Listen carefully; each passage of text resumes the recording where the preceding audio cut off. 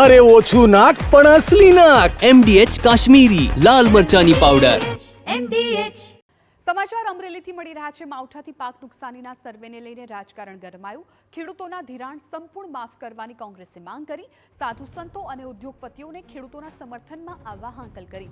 Online એપ્લિકેશનથી સર્વે સરકારનું ગતકડું ગણાવ્યું.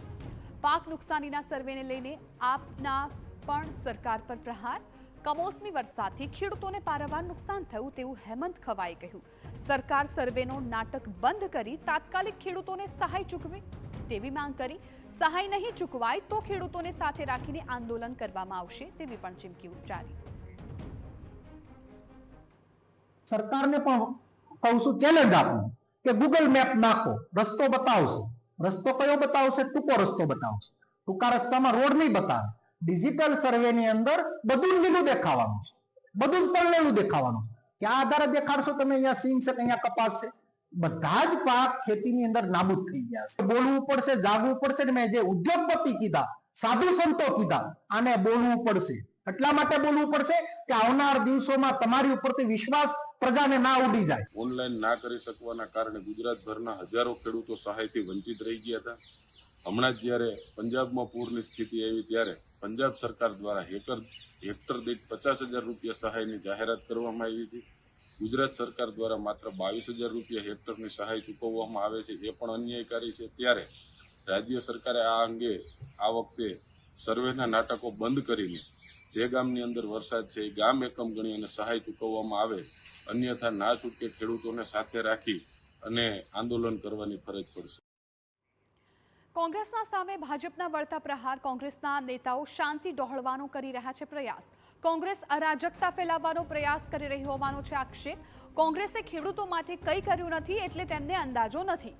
પાક નુકસાનીમાં કોંગ્રેસ 50%એ પણ સહાય નહોતી કરતી.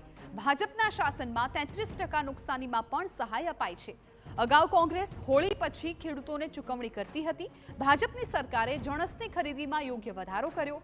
તાજેતરમાં જ 900 કરોડથી વધુનું પેકેજ સરકારે આપ્યું છે.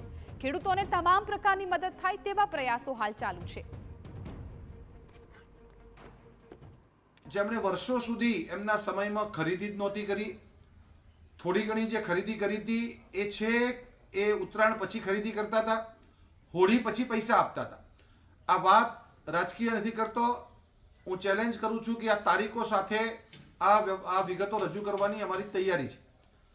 તો વર્ષો સુધી આપત્તિ વ્યવસ્થાપનમાં પણ જેમણે માત્ર 1 હેક્ટરની જ રકમની સહાય આપી છે, એની રકમ પણ 4,500 જેટલી પ્રતિ હેક્ટર હતી. ભારતીય જનતા પાર્ટીની સરકારે એ રકમમાં પણ 4 ગણો વધારો કર્યો છે, એના વિસ્તારમાં પણ ડબલ વધારો કર્યો છે. હવે 1 હેક્ટરના બદલે 2 હેક્ટરની આપે છે. 50% નુકસાન થાય ત્યારે જ કોંગ્રેસ આપતી હતી. આજે 33% નુકસાને પણ ભાજપ સહાય આપે છે. MDH ચણા મસાલા. હવે છોલા હોય કે ચોળા, સફેદ ચણા હોય કે કાળા ચણા, બધું મજેદાર બનશે.